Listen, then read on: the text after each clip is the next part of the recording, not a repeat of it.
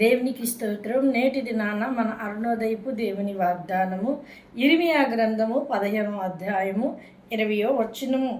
అప్పుడు నిన్ను ఈ ప్రజలను పడగొట్టజాలని ఇత్తడి ప్రాకారముగా నేను నియమించెదను. హల్లెలూయా. నిన్ను అనేకులు పడగొట్టాలని, నిన్ను అనేకులు లేకుండా చేయాలని, నీ మీద నిందలు మోపుతూ, నిన్ను అవమానపరుస్తూ, నిన్ను హేళన చేస్తూ ఎక్కిరిస్తూ ఉన్నారా ప్రియమైన దేవుని బిడ్డ? అయితే నువ్వు యేసయ్యకు ప్రార్థన చేయి. యేసయ్య ప్రార్థన వినే దేవుడు ఆయన. ఎవ్వరు మొరపెట్టినా బాలుడు యొక్కయు చంటి పిల్లల యొక్క స్థుతుల మీద ఆసీనుడైన వంటి వాడు ఆయన.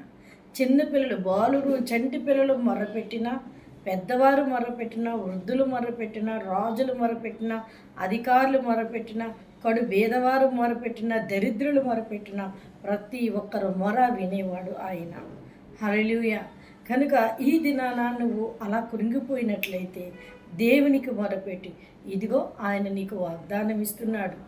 నిన్ను పడగొట్టజాలని ఇత్తడి ప్రాకారముగా ఆయన నియమించబోతున్నాడు. ఎవరైతే నిన్ను పడగొట్టాలనుకుంటున్నారో అది వారికి చేత కాదు. నిన్ను తీసివేయాలనుకుంటున్నారో వారికి అది చేత కాదు. ప్రతిష్ఠితంగా ఇత్తడి ప్రాకారములాగా దేవుడు నీ చుట్టూ ప్రాకారాన్ని ఇచ్చి నిన్ను పడగొట్టలేనంతగా నిన్ను హెచ్చించి దేవుడు నిన్ను దీవిస్తాడు. అయితే నువ్వు యేసయ్యకు ప్రార్థన చేయాలి.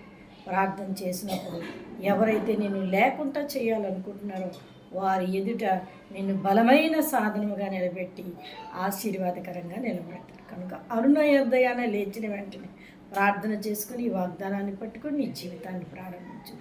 దేవుడు నిన్ను దీవించి ఆశీర్వదిస్తాడు. ఆమేన్.